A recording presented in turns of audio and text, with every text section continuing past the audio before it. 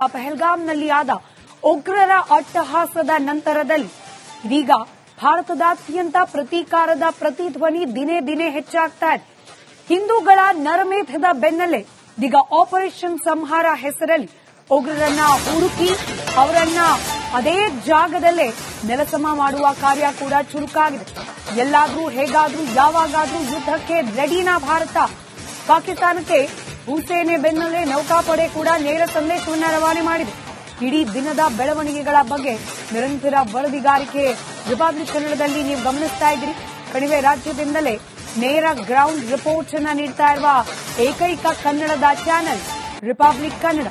ಪಾಕಿಸ್ತಾನಕ್ಕೆ ಭೂಸೇನೆ, ವಾಯುಸೇನೆ ಹಾಗೆ ನೌಕಾ ಸೇನೆ ಕೂಡ ಖಡಕ್ ಸಂದೇಶವನ್ನ ರವಾನೆ ಮಾಡ್ತಾ ಇದೆ. ಯಾವುದೇ ಸಂದರ್ಭದಲ್ಲೂ ಕೂಡ ಯುದ್ಧಕ್ಕೆ ನಾವು ಸರ್ವಸನ್ನದ್ಧ ಅನ್ನೋ ಸಂದೇಶವನ್ನ, ಬಹಳ ಸ್ಪಷ್ಟವಾದ ಸಂದೇಶವನ್ನ ಭಾರತೀಯ ಭೂಸೇನೆ ಹಾಗೆ ನೌಕಾಪಡೆ ರವಾನೆ ಮಾಡಿದೆ. ಮತ್ತೊಂದು ಕಡೆಯಲ್ಲಿ ಕಳೆದ 5 ದಿನದಿಂದಲೂ ಕೂಡ ಸತತವಾಗಿ ಆಗ್ತಾ ಇರುವ ಬೆಳವಣಿಗೆಗಳ ಕುರಿತಾಗಿ ರಿಪಬ್ಲಿಕ್ ಕನ್ನಡದಲ್ಲಿ ಇನ್ ಡೀಟೇಲ್ ವರದಿಗಳನ್ನ ಗಮನಿಸ್ತಾ ಇದ್ರಿ. ನೇರ ವರದಿಗಾರಿಕೆ ಹಾಗೆ ಗ್ರೌಂಡ್ ನಿಂದಲೇ ವರದಿ, ಇದರ ಜೊತೆಗೆ ದೆಹಲಿ ಮಟ್ಟದಲ್ಲಿ ಆಗ್ತಾ ಇರುವ ಬೆಳವಣಿಗೆಗಳು, ಪಾಕಿಸ್ತಾನದ ಒಳಗಾಗ್ತಾ ಇರುವ ಬೆಳವಣಿಗೆಗಳು, ಜಾಗತಿಕ ಮಟ್ಟದಲ್ಲಿ ಭಾರತಕ್ಕೆ ಲಭ್ಯವಾಗ್ತಾ ಇರುವ ಬೆಂಬಲ, ಹೀಗೆ ಇಂಚಿಂಚು ಮಾಹಿತಿಯನ್ನ ರಿಪಬ್ಲಿಕ್ ಕನ್ನಡದ ನಾನ್ ಸ್ಟಾಪ್ ಕವರೇಜ್ ನಲ್ಲಿ ಗಮನಿಸ್ತಾ ಇದ್ದೀವಿ. ಮತ್ತೊಂದು ಕಡೆ ನನ್ನ ಕಲೀಗ್ ರಂಜಿತ್ ಶಿವಿಯಾರ್ ಕೂಡ ಕಾಶ್ಮೀರದಲ್ಲೇ ಇದ್ದು ಅಲ್ಲಿನ ಪರಿಸ್ಥಿತಿ ಹಾಗೆ ಸೇನಾ ಕಾರ್ಯಾಚರಣೆಯ ಬಗ್ಗೆ ಮಾಹಿತಿಗಳನ್ನ ಹಂಚಿಕೊಳ್ತಾ ಇದ್ದಾರೆ.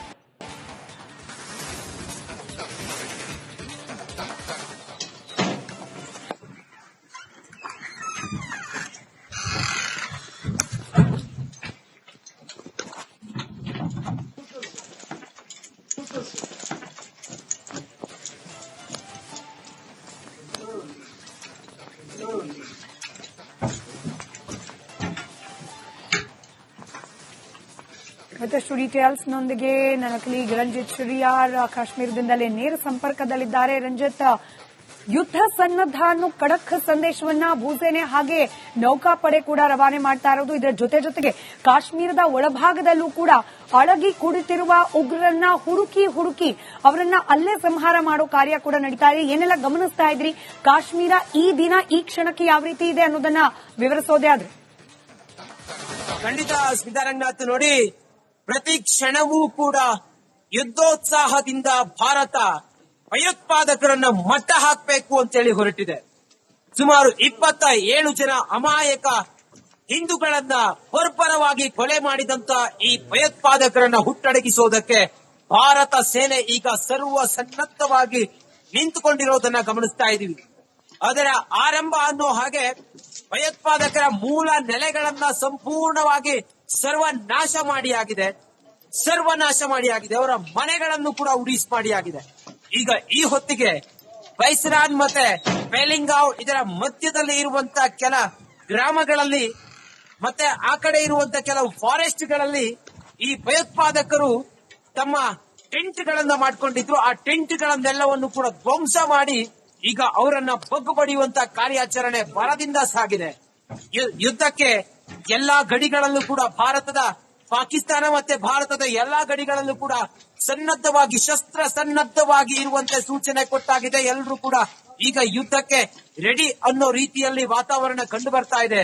ಯುದ್ಧದ ಕಾರ್ಮೋಡ ದೇಶದಲ್ಲಿ ಕವಿತಾ ಇದೆ, ಕಾಶ್ಮೀರದಲ್ಲಿ ಕವಿತಾ ಇದೆ. ಆ ಮೂಲಕ ಕ್ಷಣಕ್ಕೂ ಕೂಡ ಒಂದ್ ರೀತಿಯಲ್ಲಿ ಆತಂಕದ ವಾತಾವರಣ ಸೃಷ್ಟಿಯಾಗಿದೆ. ಸದ್ಯಕ್ಕೆ ಈಗ ಸೇನಾ ಅಧಿಕಾರಿಗಳು, ನಮ್ಮ ಫೋರ್ಸ್ ಈಗ ಈ ಮನೆಗಳ ಕೂಂಬಿಂಗ್ ಕಾರ್ಯಾಚರಣೆಯನ್ನು ಮಾಡ್ತಾ ಇದ್ದಾರೆ. ಹಾಗೆ ಫಾರೆಸ್ಟ್ ಗಳ ಒಳಹೊಕ್ಕು ಎಲ್ಲವನ್ನು ಕೂಡ ಈಗ ಪರಿಶೀಲನೆ ಮಾಡ್ತಿರೋದನ್ನ ನಾವು ನೋಡ್ತಾ ಇದೀವಿ. ಸದ್ಯಕ್ಕಂತೂ ಯುದ್ಧದ ಕಾರ್ಮೋಡ ಕವಿದಿದೆ ಕಾಶ್ಮೀರದಲ್ಲಿ. ಸದ್ಯ ಪಾಕಿಸ್ತಾನಕ್ಕೆ ರಾಜತಾಂತ್ರಿಕವಾಗಿಯೂ ಕೂಡ ಜಾಗತಿಕವಾಗಿಯೂ ಕೂಡ ಏನೇನು ಸವಾಲನ್ನ ಒಡ್ಡಬಹುದು ಎಲ್ಲವನ್ನ ಒಡ್ಡಿಯಾಗಿದೆ. ಇನ್ನೇನಿದ್ರು ಕೂಡ ಧ್ವಂಸ ಮಾಡೋದು ಮಾತ್ರ ಬಾಕಿ ಇದೆ. ಸದ್ಯಕ್ಕೆ ನೀವೇನ್ ನೋಡ್ತಾ ಇದ್ರಲ್ಲ ನನ್ನ ಹಿಂಭಾಗದಲ್ಲಿ, ಪೇಲೆಂಗಾವ್ ನಲ್ಲಿ ನಾನಿದ್ದೀನಿ. ಈಗ ಪೇಲೆಂಗಾವ್ ಮತ್ತೆ ಬೈಸ್ರಾಯ್ನ ಮಧ್ಯದಲ್ಲಿ ನಾನಿದ್ದೀನಿ. ಕೆಲವು ಮನೆಗಳು ಕೂಡ ಇಲ್ಲಿದ್ದಾವೆ. ನಿಮ್ಗೆ ನನ್ನ ಹಿಂದ್ಗಡೆ ಕಾಣಿಸ್ಬೋದು, ಮನೆಗಳೆಲ್ಲ ಇದಾವೆ. ಆ ಮನೆಗಳು ಇಲ್ಲಿನ ಸ್ಥಳೀಯ ಕಾಶ್ಮೀರಿಗರ ಮನೆಗಳು.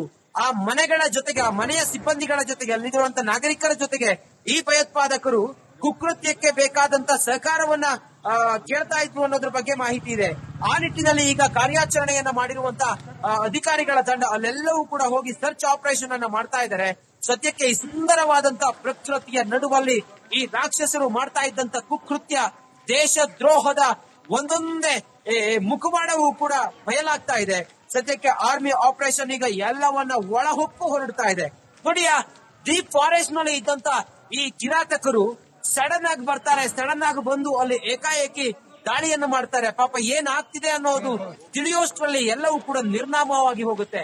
ಇಂಥ ಭಯೋತ್ಪಾದಕರು, ಇಂಥ ರಕ್ಕಸರನ್ನ ಮಟ್ಟ ಹಾಕ್ಲೇಬೇಕು ಅಂತೇಳಿ ಪಣ ತೊಟ್ಟಿರುವಂತ ಭಾರತ ಸದ್ಯಕ್ಕೆ ಈಗ ಇದರ ಮುಂದುವರೆದು ಆಪರೇಷನ್ ಅನ್ನ ಮಾಡ್ತಾ ಇದೆ. ಸದ್ಯಕ್ಕೆ ಕ್ಷಣ ಕ್ಷಣವೂ ಕೂಡ ಸರ್ಚ್ ಆಪರೇಷನ್ ನ ಮೂಲಕ ಭಯೋತ್ಪಾದಕರ ನೆಲೆಗಳನ್ನ ಹುಡುಕುವಂತ ಪ್ರಯತ್ನ ಮಾಡ್ತಾ ಇದೆ. ಇದಕ್ಕೆ ಪೂರಕವಾಗಿ ನಮ್ಮ ಸೇನೆಯ ಜಂಟಿ ಆಪರೇಷನ್ ನಲ್ಲಿ ನೋಡಿ, ಪ್ಯಾರಾಮಿಲಿಟರಿ ಸೇರಿದಂತೆ ಜಮ್ಮು ಕಾಶ್ಮೀರ ಪೊಲೀಸರು ಹಾಗೆ ಸಿಆರ್ಪಿಎಫ್ ಯೋಧರು, ಬಿಎಸ್ಎಫ್ ಯೋಧರು ಸೇರಿದಂತೆ ಅವರೆಲ್ಲರೂ ಕೂಡ ಕಾರ್ಯಾಚರಣೆಯಲ್ಲಿ ಭಾಗಿಯಾಗಿದ್ದಾರೆ. ಕೆಲವು ರಿಮೋಟ್ ಕಂಟ್ರೋಲ್ ಏರಿಯಾಗಳಲ್ಲಿ ಹೆಚ್ಚಿನ ಸೇನಾ ಸಿಬ್ಬಂದಿಯನ್ನ ನಿಯೋಜನೆ ಮಾಡಿದ್ದಾರೆ. ಕೆಲವು ರಸ್ತೆಗಳನ್ನ ಬಂದ್ ಮಾಡಿ ಅಲ್ಲಿ ನಾಗರಿಕರಿಗೆ, ಟೂರಿಸ್ಟ್ಗಳಿಗೆ ಯಾರಿಗೂ ಕೂಡ ಹೋಗೋದಕ್ಕೆ ಸಾಧ್ಯವೇ ಇಲ್ಲ ಅಂತ ಕೆಲವು ಸೂಕ್ಷ್ಮ ರಸ್ತೆಗಳನ್ನ ಬಂದ್ ಮಾಡಿದ್ದಾರೆ. ಶಸ್ತ್ರ ಸಜ್ಜಿತವಾಗಿ ನಮ್ಮ ಸೇನಾ ಬಂಕರ್ಗಳು ನಿಂತ್ಕೊಂಡಿದ್ದಾವೆ. ನೀವು ಗಮನಿಸಬಹುದು, ನನ್ನ ಹಿಂಭಾಗದಲ್ಲೆಲ್ಲ ನೋಡಬಹುದು ನೀವು. ಅಲ್ಲಿ ಒಂದು ಸೇನಾ ಬಂಕರ್ ತಮಗೆ ಕಾಣಿಸ್ತಾ ಇದೆ ನೋಡಿ. ಅಡಿಗಡಿಗೂ ಕೂಡ ಸೇನಾ ಸಿಬ್ಬಂದಿ ಗಸ್ತು ಕಾಯ್ತಾ ಇದ್ದಾರೆ. ಕ್ಷಣ ಕ್ಷಣಕ್ಕೂ ಕೂಡ ಮೂವ್ಮೆಂಟ್ ಆಗ್ತಾ ಇದೆ. ಆಂಬ್ಯುಲೆನ್ಸ್ಗಳು ಮತ್ತೊಂದು ಎಲ್ಲವೂ ಕೂಡ ಆಸ್ಪತ್ರೆಗಳಲ್ಲಿ ಬೆಡ್ ಸೇರಿದಂತೆ ಎಲ್ಲಾ ರೀತಿಯಲ್ಲೂ ಕೂಡ ಸುಸಜ್ಜಿತವಾಗಿ ಅಥವಾ ಎಲ್ಲದಕ್ಕೂ ಕೂಡ ಸಜ್ಜಾಗಿರುವಂತ ಸೂಚನೆಯನ್ನು ಕೊಡಲಾಗಿದೆ ಸೇನಾ ಆಸ್ಪತ್ರೆಗಳಲ್ಲಿ. ಅದರ ಹೊರತಾಗಿ ಕೆಲ ಸೂಕ್ಷ್ಮ ಪ್ರದೇಶಗಳಲ್ಲಿ ನಿರ್ಬಂಧವನ್ನ ವಿಧಿಸಲಾಗಿದೆ. ಟೂರಿಸ್ಟ್ಗಳಿಗೆ ಕೆಲವು ಸ್ಥಳಗಳಿಗೆ ಹೋಗದಂತೆ ಸೂಚನೆಯನ್ನ ಕೊಡಲಾಗಿದೆ. ಒಟ್ಟಾರೆ ಪರಿಸ್ಥಿತಿ ಈಗ ಬೂದಿ ಮುಚ್ಚಿದ ಕೆಂಡದಂತಿದೆ. ಸೇನೆ ಎಲ್ಲವನ್ನು ಕೂಡ ಸಂಪೂರ್ಣವಾಗಿ ಕಂಟ್ರೋಲ್ಗೆ ತೆಗೆದುಕೊಂಡು ಆ ಮೂಲಕ ಅಟ್ಯಾಕ್ ನುಗ್ಗಿ ಹೊಡೆಯುವಂತ ಪ್ರಯತ್ನ ಮಾಡ್ತಾ ಇದೆ. ಅದರ ಮೊದಲ ಭಾಗವಾಗಿ ಈಗ ಈ ಕಣಿವೆ ಪ್ರದೇಶದಲ್ಲಿರುವಂತಹ ಮನೆಗಳು ಹಾಗೆ ಕಾಡು ಪ್ರದೇಶ, ಅರಣ್ಯ, ಇಲ್ಲೆಲ್ಲವೂ ಕೂಡ ಸರ್ಚ್ ಆಪರೇಷನ್ ಭರದಿಂದ ಸಾಗಿದೆ. ರಿಪಬ್ಲಿಕ್ ಕನ್ನಡ ಆರ್ಮಿ ಒಂದ್ ಕಡೆಯಲ್ಲಿ ಸರ್ಚ್ ಆಪರೇಷನ್ ಮಾಡ್ತಾ ಇದ್ರೆ, ಅವರ ಬೆನ್ನ ಹಿಂದೆ ಹೋಗಿ ಆ ಮೂಲಕ ಅಲ್ಲಿದ್ದಂತ ಎಲ್ಲಾ ಚಿತ್ರಣವನ್ನ ಕನ್ನಡಿಗರಿಗೆ ತಿಳಿಸುವಂತ ಪ್ರಯತ್ನವನ್ನ ನಾವು ಮಾಡ್ತಾ ಇದ್ದೀವಿ. ಸದ್ಯಕ್ಕೆ ಕಾರ್ಯಾಚರಣೆ ಮುಂದುವರೆದಿದೆ. ಯಾವ ಕ್ಷಣದಲ್ಲಿ ಬೇಕಾದ್ರೂ ಇದೆಲ್ಲವನ್ನು ಕೂಡ ಧ್ವಂಸ ಮಾಡಿ ಹಾಕಬಹುದು ಭಾರತೀಯ ಸೇನೆ. ಭಯೋತ್ಪಾದಕರ ನೆಲೆಗಳನ್ನ ಹೇಗೆ ಉಡಿಸ್ ಮಾಡ್ತಾ ಇದ್ದಾರೆ ಅಂತ ಹೇಳಿದ್ರೆ, ಒಬ್ಬರನ್ನು ಕೂಡ ಬಿಡದೆ ಅವರ ಮನೆಗಳಿಗೂ ಕೂಡ, ಅವರು ಅವಿತಿದ್ದಂತ ಮನೆಗಳಿಗೂ, ಅವರು ಇದ್ದಂತ ಗವಿಗಳಿಗೂ ಕೂಡ ನುಗ್ಗಿ ಎಲ್ಲವನ್ನು ಕೂಡ ಧ್ವಂಸ ಮಾಡ್ತಿರುವಂತ ಚಿತ್ರಣ ಈ ಸದ್ಯಕ್ಕೆ ಕಂಡು ಬರ್ತಾ ಇದೆ. ಒಂದಂತೂ ಬಹಳ ಸ್ಪಷ್ಟವಾಗಿದೆ, ಈ ಹೊತ್ತಿನ ಈ ಒಂದು ಆಪರೇಷನ್ ಪಾಕಿಸ್ತಾನ, ಅದ್ರ ಜೊತೆಗೆ ಭಯೋತ್ಪಾದನೆಯಲ್ಲಿ ಭಾಗಿಯಾದಂತ ಈ ಕಿರಾತಕರು, ಇವರೆಲ್ಲರಿಗೂ ಕೂಡ ನಡುಕ ಅಂತೂ ಶುರುವಾಗಿದೆ. ಅವರೆಲ್ಲರೂ ಕೂಡ ದಟ್ಟಡವಿಯಲ್ಲಿ ಬಹುಶಃ ಅಡಗಿಕೊಂಡಿದ್ದಾರೆ. ಎಲ್ಲೇ ಅಡಗಿದ್ರು ಕೂಡ ಭಾರತೀಯ ಸೇನೆ ಅವರನ್ನ ಬೆನ್ನು ಮೂಳೆ ಮುರಿಯದೆ ಬಿಡೋದಿಲ್ಲ ಅನ್ನೋ ಸಂದೇಶವನ್ನ ಆ ಮೂಲಕ ರವಾನಿಸಿದೆ. ಈ ಹೊತ್ತಿಗೆ ಸ್ವಲ್ಪ ಮಳೆ ಬರೋ ತರ ಇದೆ ಇಲ್ಲಿ. ಆ ಕಾರಣದಿಂದ ಕಾರ್ಯಾಚರಣೆ ಭರದಿಂದ ಸಾಗಿದೆ. ಪ್ರತಿದಿನವೂ ಕೂಡ, ಅಂದ್ರೆ ಮುಂದುವರೆದು ನಾಳೆ ನಾಡಿದ್ದು ಪ್ರತಿದಿನವೂ ಕೂಡ ಈ ಬೈಸರನ್ ಸೇರಿದಂತೆ ಪೆಲಂಗಾವ್ನ ಕೆಲವು ರಿಮೋಟ್ ಕಂಟ್ರೋಲ್ ಏರಿಯಾಗಳಲ್ಲಿ ಕೂಂಬಿಂಗ್ ಕಾರ್ಯಾಚರಣೆ ನಿರಂತರವಾಗಿ ನಡೆಯುತ್ತೆ. ಮುಂದುವರೆದು ಏನಾಗುತ್ತೆ ಅನ್ನೋದನ್ನ ನಾವು ಕೂಡ ಎದುರು ನೋಡ್ತಾ ಇದೀವಿ. ಸ್ಮಿತಾ, ರೈಟ್. ಧನ್ಯವಾದ ರಂಜಿತ್ ಮಾಹಿತಿಗಾಗಿ.